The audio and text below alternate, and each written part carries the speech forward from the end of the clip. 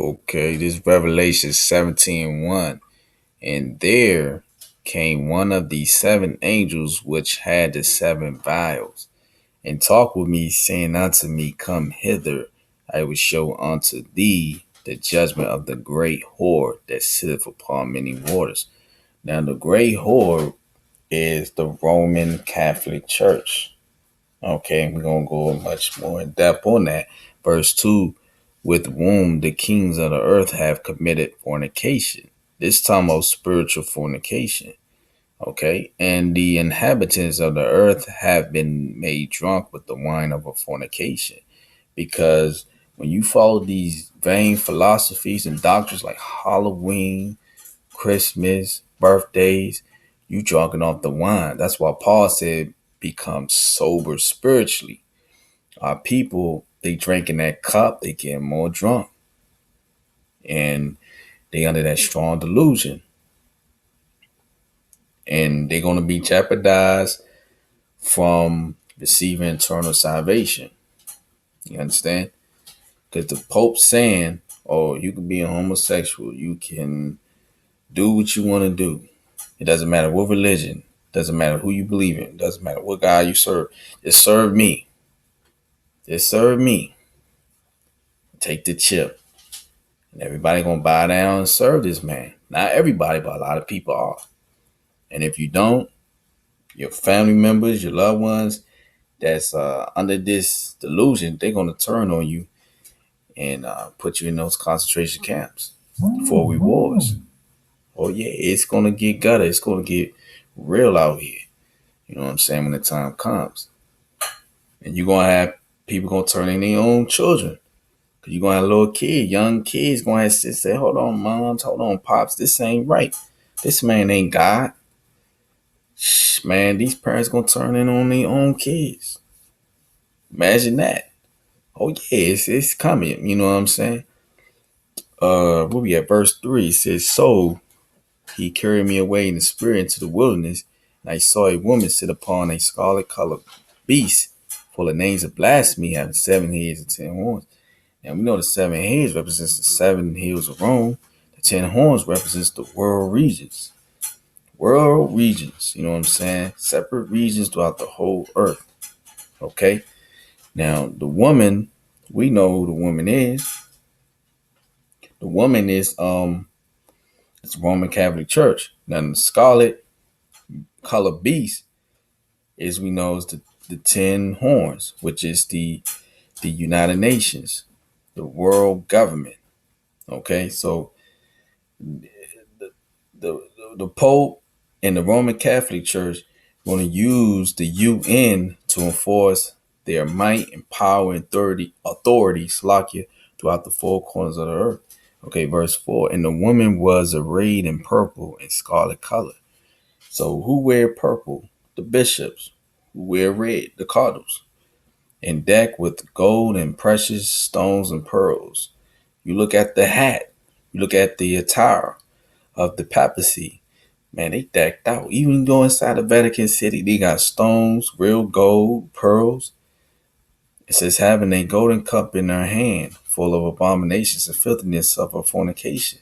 So this Pope going around with a cup, with all types of. It's a symbolic thing, because when you check it out, when you look up the Vatican coins, the old ones, you go back and what Google Vatican coins. On the back of it, you see a woman with a cup. It's like the Statue of Liberty. People drinking the cup because the cup inside the cup is going to be what? Wine in it. So people drinking the wine, they getting drunk off it. They committing spiritual fornication and all types of abominations. You see what I'm saying? Verse 5. And upon her forehead was a name written, Mystery, Babylon the Great, the mother of harlots and abominations of the earth. So who's the mother church? The Roman Catholic Church. The harlots. Okay, who are the harlots? The daughters. The Lutheran Church. Right here. Now, let's read it. Let's check this out right here. It says, it was the year 1517 when a German monk, Martin Luther, penned his 95 theses to the door of his Catholic Church, denouncing the Catholic sale of indulgences, pardons for sins, and questioning papal authority that led to his excommunication and the start of the Protestant Reformation. The Catholic Church reacted with the Counter Reformation, and mutual enmity led to decades of religious wars that devastated Central Europe. The animosity of resentments left by the Reformation only began to heal after the Second Vatican Council in the 1960s with the start of a ecumenical dialogue aimed at promoting Christian unity. These are still some doctrinal disputes, but Pope Francis says that while theologians iron out their differences, the two churches can work together on social issues like caring for the poor, migrants, and refugees, and combating persecution of Christians. So you see that? So that's their daughter, man. That's the harlot, the Lutheran Church. You know what I mean? Because when you go up here, you talk about the Orthodox Church, Islam, Judaism, they are daughters, man. Even though they don't submit to the Pope like that, but they still carrying the same philosophies, man. Because them same daughters got the inhabitants drunken off the wine. You know what I'm saying? That's why it's symbolic right here.